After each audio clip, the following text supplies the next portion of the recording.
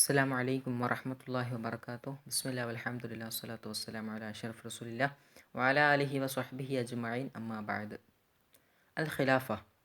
ഖിലാഫത്ത് എന്ന് പറഞ്ഞാൽ ദീനിലും ദുന്യാവിലുമുള്ള ഒരു പൊതുവായ നേതൃത്വമാണ്. ചില ആൾക്കാർ അതിനെ ഇമാമത്ത് അല്ലെങ്കിൽ വിലായത്ത് എന്നൊക്കെയാണ് വിളിക്കാറ്.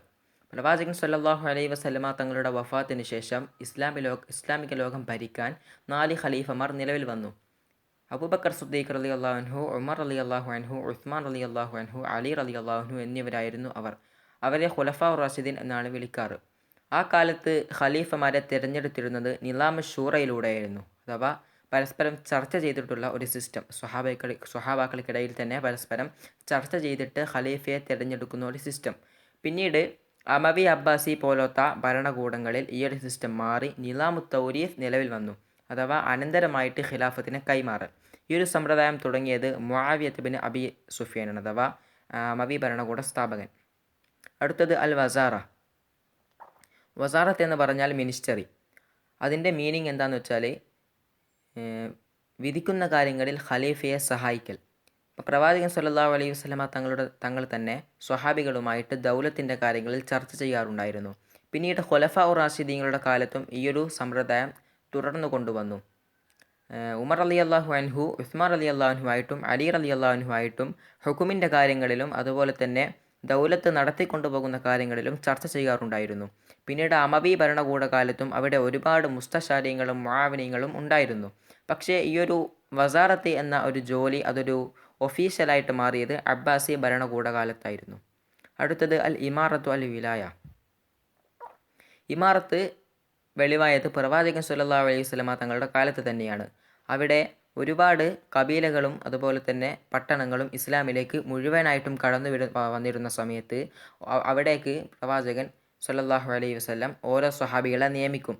അതെന്തിനാണെന്ന് വെച്ചാൽ അവർക്ക് നിസ്കാരങ്ങളിൽ ഇമാമത്ത് നിൽക്കാനും ഖിറാഅത്ത് പഠിപ്പിച്ചു കൊടുക്കാനും പിന്നെ ദീനീപരമായ കാര്യങ്ങൾ പറഞ്ഞു കൊടുക്കാനൊക്കെ ആയിരുന്നു. പിന്നീട് ഉമർ റളിയല്ലാഹു അൻഹുവിൻ്റെ കാലത്ത് അവിടെ ഓരോ വിലായത്തുകളായി വീതിക്കുകയും അവിടെയൊക്കെ ഓരോ വാലിമാരെ നിയമിക്കുകയും ചെയ്തിരുന്നു. ഈ ഒരു സമ്പ്രദായം അമവി അബ്ബാസി ഭരണകൂടകാലത്തും തുടർന്നു കൊണ്ടുവന്നു. അടുത്തത് വിലായത്തുൽ അഹദ്. വിലായത്തുൽ അഹദ് എന്ന് പറഞ്ഞാൽ ഖിലാഫത്തിനെ കൈമാറൽ. ഒരു ഖലീഫ ജീവിച്ചിരിക്കുന്ന സമയത്ത് തന്നെ നെക്സ്റ്റ് ഖലീഫയെ തിരഞ്ഞെടുക്കൽ. എന്താണെന്ന് വെച്ചാൽ അത് ഈ ഖിലാഫത്ത് ഏറ്റെടുക്കാൻ കഴിവുള്ള ഒരാളെ തിരഞ്ഞെടുക്കൽ. ആ ആൾക്ക് എന്തുണ്ടാവണോ, ഖിലാഫത്ത് നടത്തിക്കൊണ്ടു പോകാൻ പറ്റുന്ന എല്ലാ ഷർത്തുകളും അദ്ദേഹത്തിന് ഒത്തുവരണം. അങ്ങനെയുള്ള ഒരാളെ തിരഞ്ഞെടുക്കൽ.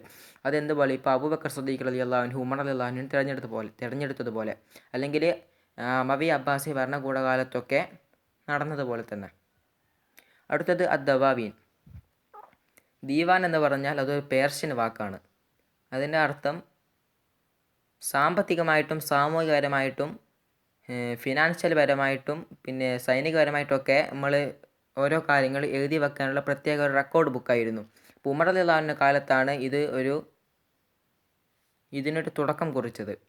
അന്നത്തെ കാലത്ത് പ്രധാനമായിട്ടും ഉമർ റളിയല്ലാഹു അൻഹുവിൻ്റെ കാലത്ത് അറിയപ്പെട്ടൊരു ദീവാനായിരുന്നു ദീവാനു ബൈത്തുൽ മാൽ. പിന്നെ ദീവാനു റസായിലാണ് അമവി ഭരണകൂടകാലത്തെ പ്രധാനപ്പെട്ട ഒരു ദീവാൻ. ദീവാനുൽ അഹദാസ് ആണ് അബ്ബാസി ഭരണകൂടകാലത്തെ പ്രധാനപ്പെട്ട ഒരു ദീവാൻ. അത് കുട്ടികളുടെ കുറ്റകൃത്യങ്ങളുടെ മേലെ ഇതാക്കുന്ന ഒരു ദീവാനായിരുന്നു. അടുത്തത് ഹാജിബ്. ഹാജിബ് എന്ന് പറഞ്ഞാൽ ഖലീഫമാരുടെ ഖുലഫാ റാഷിദീങ്ങളുടെ കാലത്ത് ഖലീഫമാരെ കാണാൻ വരാൻ ആൾക്കാർ അത്ര വലിയ തിരക്കൊന്നും കൂട്ടാറുണ്ടായിരുന്നില്ല. പക്ഷെ പിന്നീട് മുആവിയത്ത് ബിൻ അബി സുഫിയാൻ്റെ കാലത്ത് അവിടെ ഖലീഫയെ കാണാൻ ഒരുപാട് ആൾക്കാർ ഇങ്ങനെ തിരക്ക് കൂട്ടിക്കൊണ്ടിരിക്കുമായിരുന്നു. അപ്പോൾ ഇന്നയാൾ കടന്നു പോകണോ, ഇന്നയാൾ പോകാൻ പാടില്ല, അപ്പോൾ അതൊക്കെ നിയമിക്കാൻ വേണ്ടിയാണ് ഒരു ഹാജിബ് തടഞ്ഞു നിർത്തിയിട്ട് ഇന്നയാൾ പോകണമെന്നൊക്കെ കൽപ്പിക്കുന്ന ആൾക്കാണ് ഹാജിബ് എന്ന് പറയുക. അപ്പോൾ അങ്ങനെ ഒരാളെ നിയമിച്ചത്. അതെന്തിനാണെന്ന് വെച്ചാൽ ഇങ്ങനെ തിരക്ക് കൂട്ടുന്ന ആൾക്കാരിൽ നിന്നും ആരാണ് ആദ്യം കടന്നു പോകേണ്ടത് നിയമിക്കാനായിരുന്നു. അപ്പോൾ അന്നത്തെ കാലത്ത് പ്രധാനമായിട്ടും ആദ്യം അഹ്ലു ബൈത്തിനെ മുന്തിക്കും, പിന്നീട് അഹ്ലു സുന്നയെ മുന്തിക്കും, പിന്നീട് നല്ല ഇൽമുള്ള ആൾക്കാരെ പറഞ്ഞു വിടും. ഇതായിരുന്നു അന്നത്തെ കാലത്തുണ്ടായിരുന്ന രീതി. അടുത്തത് അൽ ഹിർസ്. ഹിർസ് എന്ന് പറഞ്ഞാൽ അംഗരക്ഷകൻ. മുആവിയത്ത് ബിൻ അബി സുഫിയാൻ തന്നെയാണ് ഖവാരിജീങ്ങളിൽ നിന്നും തന്നെ കൊല്ലുമെന്ന് ഭയന്നുകൊണ്ട് ഒരു അംഗരക്ഷകനെ നിലവിൽ വരുത്തിയത്. അപ്പോൾ ഈ ഖലീഫയുടെ എല്ലാ കാര്യങ്ങളും അദ്ദേഹം നോക്കും. അപ്പോൾ ഖലീഫയ്ക്ക് ഒരു കാര്യം പോലും വരാതെ ഖലീഫയെ സംരക്ഷിച്ചു കൊണ്ടുപോവുക എന്നതാണ് ഹിർസിൻ്റെ ജോലി. അടുത്തത് അഷുർത്തത്ത്. ഷുർത്തത്ത് എന്ന് പറഞ്ഞാൽ പോലീസ് സിസ്റ്റം. അപ്പോൾ ഖലീഫയോ അല്ലെങ്കിൽ ഖലീഫ നിയമിച്ച വാലിയോ നിയമിക്കുന്ന ഒരു കൂട്ടം സൈന്യമാണ് പോലീസ്. അപ്പോൾ അവരുടെ ജോലി എന്താണെന്ന് വെച്ചാൽ ആ നാട്ടിലെ ഫസാദാക്കുന്ന ആൾക്കാരുടെ മേലെ പിടികൂടാനും ആ നാട്ടിലെ ക്ഷേമം നിലനിർത്താനുമായിരുന്നു അവരുടെ പ്രധാനപ്പെട്ട ജോലി. അവർക്ക് ഷുർത്തത്ത് എന്ന് പേര് വെക്കാൻ കാരണം അഷറത്തു അംഫുസഹും ബി അലാമാത്തിൻ ഖാസത്തിന് യുറഫൂന ബിഹ എന്നാണ് പറയപ്പെടാറ്. അഥവാ അവരെ തിരിച്ചറിയാൻ വേണ്ടി പ്രത്യേകമായ അടയാളങ്ങൾ അവർ ഷർത്താക്കിയിരുന്നു. അപ്പോൾ അതുകൊണ്ടാണ് അവർ ഷുർത്തത്ത് എന്ന് പേര് വെക്കപ്പെട്ടത്. അലി ബിൻ അബി ത്വാലിബ് റളിയല്ലാഹു അൻഹു ആണ് ആദ്യമായിട്ട് ഈ ഷുർത്തത്തിൻ്റെ ഒരു സിസ്റ്റം നിലവിൽ വരുത്തിയത് എന്നാണ് പറയപ്പെടാറുള്ളത്. പക്ഷേ ചരിത്രകാരന്മാരിൽ നിന്നും ചിലർ അഭിപ്രായപ്പെടുന്നത് മുആവിയ റളിയല്ലാഹു അൻഹു ആണ് ഈ ഒരു സിസ്റ്റം തുടങ്ങിയത് എന്നാണ്. അതുപോലെ തന്നെ സ്വാഹിബ് ഷുർത്ത എന്ന് പറയപ്പെടുന്ന ആളാണ് ആ പോലീസിൻ്റെ ലീഡറായിട്ടുണ്ടായിരുന്നത്. അപ്പോൾ വാലി ഇപ്പോൾ ഒരു നാട്ടിലൊരു വാലി ഉണ്ടാവില്ല. അപ്പോൾ വാലിക്ക് എന്താ രോഗമെല്ലാം പറ്റിയാൽ വാലിയുടെ എല്ലാ ജോലിയും നോക്കേണ്ടത് ഈ സ്വാഹിബ് ഷുർത്തയായിരുന്നു. അഥവാ പള്ളിയിൽ ഇമാമത്ത് നിൽക്കൽ തുടങ്ങി പള്ളി സംരക്ഷിക്കൽ, ബൈത്തുൽ മാൽ നോക്കൽ തുടങ്ങിയ ഒരുപാട് ജോലികൾ സ്വാഹിബ് ഷുർത്തക്ക് ഉണ്ടായിരുന്നു.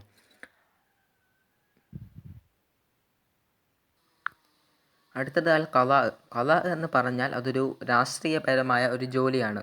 നേരത്തെ തന്നെ ഇസ്ലാമിക ലോകത്ത് ഈ ഒരു സമ്പ്രദായം തുടങ്ങിയിരുന്നു. പ്രവാചകൻ സ്വല്ലല്ലാഹു അലൈഹി വസല്ലമ തങ്ങളാണ് ഇസ്ലാമിലെ ആദ്യത്തെ ഖാദിയായിട്ട് അറിയപ്പെടാറുള്ളത്. പ്രവാചകർ ജനങ്ങൾക്കിടയിൽ നീതിപൂർവ്വം ഭരിക്കുമായിരുന്നു. ഖുർആനിൽ പറയപ്പെട്ട കാര്യങ്ങളായിരുന്നു ജനങ്ങൾക്കിടയിൽ പറയാറുണ്ടായിരുന്നത്. അന്നത്തെ കാലത്തെ ഹാക്കിമിൻ്റെയും മഹ്കൂമിൻ്റെയും ഇടയിലോ അല്ലെങ്കിൽ ഒരു പണക്കാരൻ്റെയും ഒരു പാവപ്പെട്ടവൻ്റെയും ഇടയിൽ വ്യത്യാസം കാണിക്കാറുണ്ടായിരുന്നില്ല. പിന്നീട് ഉമർ റളിയല്ലാഹുവിൻ്റെ കാലത്ത് ഇസ്ലാമിക ലോകം വികസിച്ചു തുടങ്ങിയ സമയത്ത് ഓരോ വിലായത്തിലേക്കും ഓരോ വാലിമാരെയും ഖാദിമാരെയും നിയമിക്കുകയുണ്ടായി. മാത്രമല്ല ഖാദിമാരുടെ ഖലാഇൻ്റെ വിഷയങ്ങളിൽ ഖലീഫ ഇടപെടുകയും ചെയ്യാറുണ്ടായിരുന്നില്ല. അമവി ഭരണകൂടം നിലവിൽ വരുന്നത് വരെ ഈ ഒരു ഖലാഇൻ്റെ രീതി നല്ല രീതിയിൽ തന്നെ മുന്നോട്ട് പോയിക്കൊണ്ടിരുന്നു. പക്ഷേ അമവി ഭരണകൂട കാലത്ത് ഖലാകളൊക്കെ എഴുതി വെക്കാൻ വേണ്ടി പ്രത്യേക റെക്കോർഡ് ബുക്കുകളൊക്കെ തയ്യാറാക്കുകയാണ് ഉണ്ടായത്. അടുത്തത് അൽ ജയ്ഷു അൽ ഉസ്തൂൽ, സൈന്യവും കപ്പൽപ്പടയും. മുഹമ്മദ് നബി സല്ലല്ലാഹു അലൈഹി വസല്ലമ തങ്ങളാണ് ഒരു സൈന്യത്തെ ഉണ്ടാക്കാൻ വേണ്ടി ആദ്യമായിട്ട് കൽപ്പിച്ചത്. അതെന്തിനാന്ന് വെച്ചാൽ ഇസ്ലാമിൻ്റെ സ്വതന്ത്രമായ വ്യാപനത്തിന് വേണ്ടിയും ഇസ്ലാമിനെ എതിർക്കുന്ന ശത്രുക്കൾക്കെതിരെ യുദ്ധം ചെയ്യാൻ വേണ്ടിയുമായിരുന്നു ഇത്. ഉമർ റളിയല്ലാഹു അൻഹു ആണ് അവരുടെ പേരും അവരുടെ ശമ്പളവുമൊക്കെ എഴുതി വെക്കാൻ പ്രത്യേകമായ ഒരു റെക്കോർഡ് ബുക്ക് ഉണ്ടാക്കിയത്.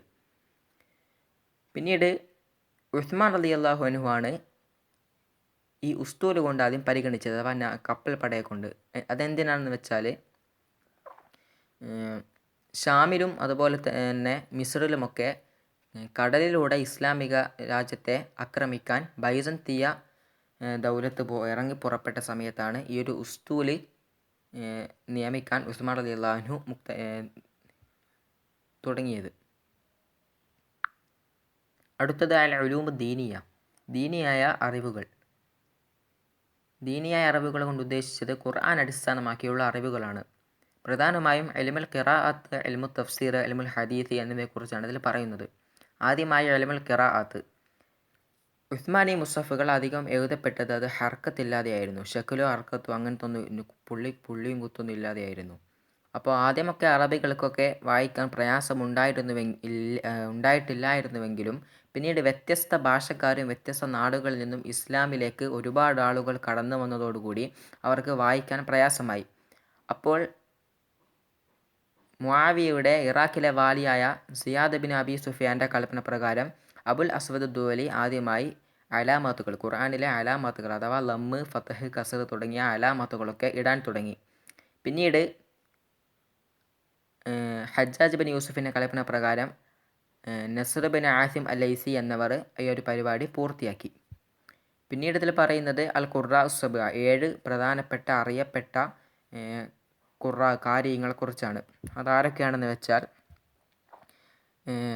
ഡമസ്കസിലെ അബ്ദുല്ലാഹ് ബിൻ ആമിർ എന്നവരും, പിന്നെ അബ്ദുല്ലാഹ് ബിൻ കുസൈർ അദ്ദാരി മക്കയിൽ, പിന്നെ ആസിം ബിൻ ബഹ്ദല എന്നവർ കൂഫയിൽ, പിന്നെ അബു അംർ സിയാൻ ബിൻ അൽ അലാ എന്നവർ ബസറയിൽ, പിന്നെ ഹംസ ബിൻ ഹബീബ് ബിൻ ഇമാറ എന്നവർ കൂഫയിൽ, നാഫിയ ബിൻ അബ്ദുറഹ്മാൻ ബിൻ അബി നഈം എന്നവർ മദീനയിൽ, പിന്നെ അവസാനം കൂഫയിൽ അലി ബിൻ ഹംസ അൽ അസദി. ഈ 7 പേരാണ് അൽ ഖുറാ ഉസ്സബ എന്ന പേരിൽ അറിയപ്പെടുന്നത്. രണ്ടാമത്തത് ഇൽമു തഫ്സീർ എന്ന് പറഞ്ഞാൽ തഫ്സീർ എന്ന് പറഞ്ഞാൽ ഖുർആനിൻ്റെ മാനകൾ വിശദീകരിക്കലും അതിൻ്റെ ഹുക്കും അഹ്കാമുകൾ പുറപ്പെടുവിക്കലുമാണ്. അപ്പോൾ ജനങ്ങൾക്ക് ഈസി ആയിട്ട് ഖുർആനിൻ്റെ അർത്ഥങ്ങൾ ക്യാച്ച് ചെയ്യാൻ പറ്റുന്ന രീതിയിൽ അതിനെ വിശദീകരിക്കൽ, അതാണ് തഫ്സീർ കൊണ്ടുള്ള ഉദ്ദേശം. പ്രവാചകൻ സ്വല്ലല്ലാഹു അലൈഹി വസല്ലമ തങ്ങളാണ് ആദ്യമായിട്ട് ഖുർആനിൽ തഫ്സീർ ചെയ്തത്. അബ്ദുല്ലാഹി ബിൻ മസ്ഊദ് റളിയല്ലാഹു അൻഹു പറയുന്നുണ്ട്, ഞങ്ങളിൽ നിന്നും ഒരാൾ പ്രവാചകരുടെ അടുത്ത് പോയിക്കൊണ്ട് 10 ആയത്ത് പഠിക്കുകയാണെങ്കിൽ അതിൻ്റെ അർത്ഥവും അതിനെ കൊണ്ടുള്ള അമലും എലിമും ഒക്കെ മനസ്സിലാക്കാതെ തിരിച്ചു വരുമായിരുന്നില്ല. അതുകൊണ്ട് തന്നെ അദ്ദേഹം പറയുന്നുണ്ട്, ഞങ്ങൾക്ക് ഖുർആനിനോടൊപ്പം ഇൽമും അമലും മുഴുവനായിട്ടും പ്രവാചകൻ സ്വല്ലല്ലാഹു അലൈഹി വസല്ലം പഠിപ്പിച്ചു തന്നിട്ടുണ്ട്. പിന്നീട് ഈ ഒരു ജോലി സ്വഹാബാക്കൾക്ക് ഏൽപ്പിച്ചു. അബ്ദുല്ലാഹ് ബിൻ അബ്ബാസ് റളിയല്ലാഹു അൻഹു ആണ് ആദ്യമായി വറായിദു ദിറാസത്ത് അൽ-ലുഗവിയ്യ എന്ന പേരിൽ ഒരു തഫ്സീർ എഴുതിയത്. അദ്ദേഹം അതിൽ പ്രയാസപ്പെട്ട കലിമത്തുകളൊക്കെ കവിതയിൽ നിന്നും ഷാഹിദ് എടുത്തുകൊണ്ടായിരുന്നു ഷർഹ് ചെയ്തത്. അദ്ദേഹത്തിൻ്റെ തഫ്സീറിന് ഇസ്ലാമിൽ വളരെയധികം സ്വാധീനമുണ്ടായിട്ടുണ്ട്. ഇബ്നു അബ്ബാസ് റളിയല്ലാഹു അൻഹുവിൽ നിന്നും ഒരുപാട് ആളുകൾ അറിവിനെ സ്വീകരിച്ചിട്ടുണ്ട്. അതിൽ പ്രധാനികളാണ് സഈദ് ഇബ്നു ജുബൈർ അൽ അസദി, അദ്ദേഹത്തിൻ്റെ തഫ്സീറുൽ കിതാബുണ്ട്. അതുപോലെ തന്നെ ലഹാഖ് bin Muzahim al Hilali, Ata bin Abi Rabah, Qatada bin Diama, ഇവരൊക്കെ ആണ് പ്രധാനികൾ. ഇപ്പോൾ ഇതിൽ വലിയ ആശ്ചര്യമായ കാര്യം എന്തെന്ന് വെച്ചാൽ ഇവർക്കെല്ലാവർക്കും തഫ്സീറിൽ ഒരു കിതാബുണ്ട് എന്നതാണ്. മൂന്നാമതായിട്ട് ഇൽമുൽ ഹദീസ്. പ്രവാചകൻ സ്വല്ലല്ലാഹു അലൈഹി വസല്ലമ തങ്ങളുടെ കാലത്ത് സ്വഹാബികൾ പ്രവാചകരിൽ നിന്നും ഹദീസുകൾ അധികവും ഹൃദയങ്ങളിൽ മനപ്പാഠമാക്കി വെക്കലായിരുന്നു പതിവ്. എഴുതി വെക്കുന്ന സ്വഹാബികൾ കുറവായിരുന്നു. എന്നാലും Abdullah bin Amr bin as റളിയല്ലാഹു അൻഹു പോലത്തെ ചില മഹാന്മാർ ഹദീസുകൾ എഴുതി വെക്കാറുണ്ടായിരുന്നു. പക്ഷേ പിന്നീട് ഖലീഫ ഉമർ ബിൻ അബ്ദുൽ അസീസ് റളിയല്ലാഹു അൻഹുവിനാണ് ഈ ഒരു ആശയം തോന്നിയത്. അഥവാ പ്രവാചകരുടെ ഹദീസുകളൊക്കെ ക്രോഡീകരിച്ച് ഓരോ ദഫ്തറാക്കി വെക്കണം എന്നൊരു ആശയം ആദ്യമായി തോന്നിയത് ഉമർ ബിൻ അബ്ദുൽ അസീസ് റളിയല്ലാഹു അൻഹുവിനാണ്. അങ്ങനെ അദ്ദേഹം തൻ്റെ മദീനയിലെ വാലിയായ Abubakar bin Muhammad bin ഹസ്മുൽ Ansari എന്നവർക്ക് ഒരു കത്തെഴുതുകയുണ്ടായി. തീർച്ചയായിട്ടും പ്രവാചകരുടെ ഹദീസുകൾ ഇല്ലാതായി പോകുന്നതും അതുപോലെ തന്നെ അതിൻ്റെ ആൾക്കാരൊക്കെ നശിച്ചു പോകുന്നതൊക്കെ ഞാൻ പേടിക്കുന്നു. അതുകൊണ്ട് തന്നെ ആ ഹദീസുകൾ ക്രോഡീകരിക്കണമെന്ന് പറഞ്ഞു. അപ്പോൾ അദ്ദേഹത്തിൻ്റെ വാലി ഈ ഒരു അമൽ ഏറ്റെടുത്തു. അങ്ങനെ al Qasim bin Muhammad bin Abi Bakr പിന്നെ ഇബ്ൻ ശിഹാബ് സുഹരി ഒക്കെ കൂടി ഇത് ക്രോഡീകരിക്കാൻ തുടങ്ങി. അങ്ങനെ വ്യത്യസ്ത പണ്ഡിതന്മാർ ഈ ഒരു കത്ത് കണ്ട് ഈ ഒരു പരിപാടിയിൽ പങ്കെടുത്തു. അങ്ങനെ കുറേ ആൾക്കാർ കൂടിയിട്ട് പ്രവാചകരുടെ ഹദീസുകളൊക്കെ ക്രോഡീകരിക്കാൻ തുടങ്ങി.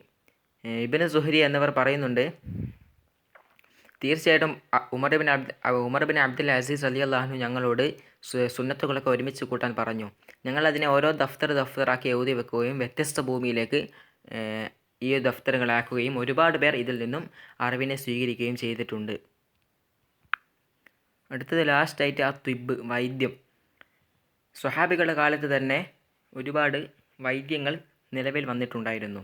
അപ്പോൾ യുദ്ധങ്ങളിൽ പരിക്കേറ്റ് മുറിവുണ്ടായ ആൾക്കാരെ മുറിവുണക്കാനും അമ്പ് കയറിയ അമ്പിനെ വലിച്ചെടുക്കാനും ഒക്കെ അവരിൽ വ്യത്യസ്തമായ വൈദ്യങ്ങൾ ഉണ്ടായിരുന്നു. തേനീച്ചയുടെ തേന് കൊണ്ടും മറ്റും ഒരുപാട് വൈദ്യങ്ങൾ സ്വഹാബികൾ കണ്ടുപിടിച്ചിട്ടുണ്ടായിരുന്നു. അപ്പോൾ ഇത്രയൊക്കെയാണ് ഇതിൽ പറയുന്നത്. ബാക്കി അടുത്ത ക്ലാസ്സിൽ അടുത്ത ആളെടുക്കും. വാഖിറു ദഅവാന അൽഹംദുലില്ലാഹി റബ്ബിൽ ആലമീൻ. അസ്സലാമു അലൈക്കും വറഹ്മത്തുള്ളാഹി തആല വബറകാതുഹു.